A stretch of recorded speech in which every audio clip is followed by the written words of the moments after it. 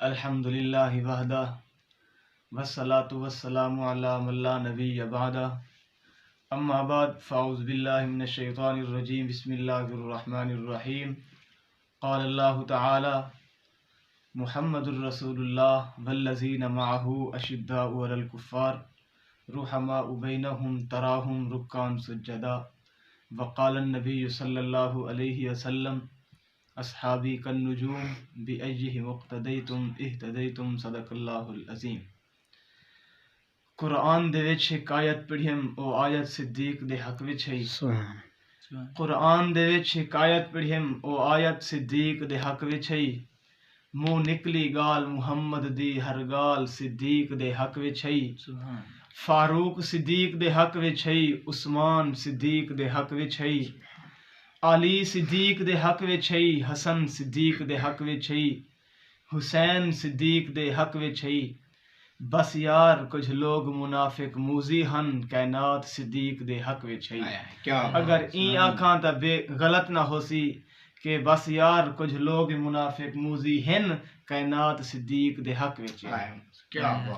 حضرات محترم، آج لوگ حضور علیہ السلام کے معجزات کی بات کرتے ہیں تو پھر ذرا سنیے کہ آقا کریم علیہ السلام کے معجزات کی تعداد ویسے تو ہزاروں اور لاکھوں میں ہے، لیکن آقا کریم علیہ السلام کے سب سے بڑے معجزے 4 بڑے معجزے ہیں۔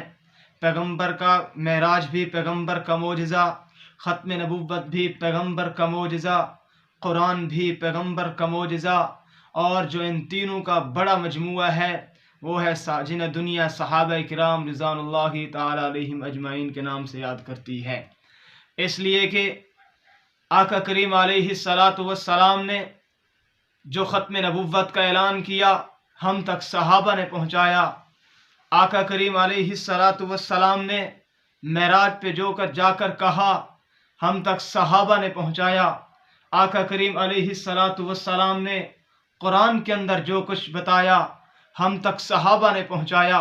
اس لیے میں کہتا ہوں اگر ہم تک قرآن پہنچا صدقہ صحابہ کا، ہم تک حدیث پہنچی صدقہ صحابہ کا، ہم تک حضور کا طریقہ پہنچا صدقہ صحابہ کا، ہم تک حج کے مسائل پہنچے صدقہ صحابہ کا، ہم تک زکوٰۃ کے مسائل پہنچے صدقہ صحابہ کا، ہم تک حضور کا طریقہ، حضور کی زندگی، حضور کا کردار پہنچا صدقہ صحابہ کا۔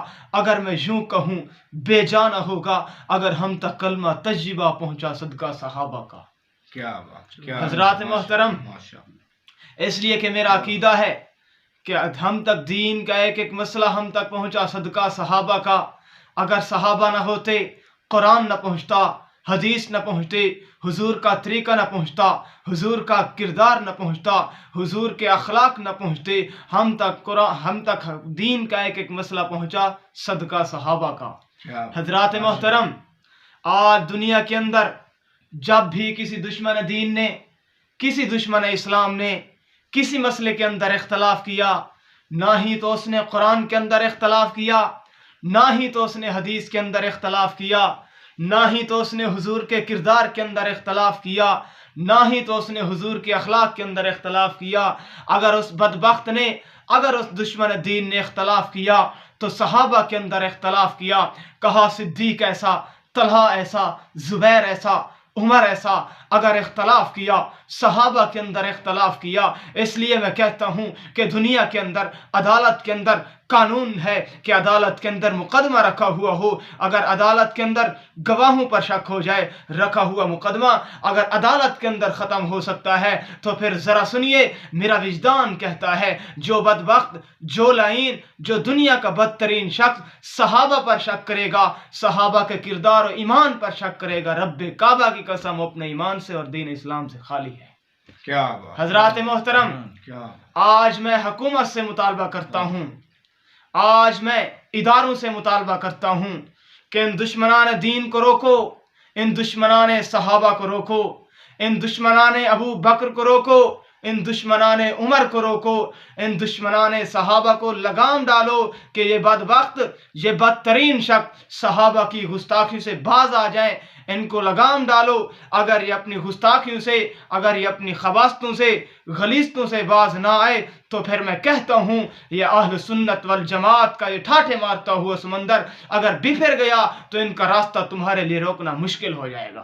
جبھی تو شاعر نے کہا لے شوق سے نام صحابہ کا، کر چرچا عام صحابہ کا، گر طلب ہے تجھ کو جنت کی تو پلہ تھام صحابہ کا. وآخر دعوانا ان الحمدللہ رب العالمین. ماشاءاللہ، جزاکم اللہ خیر.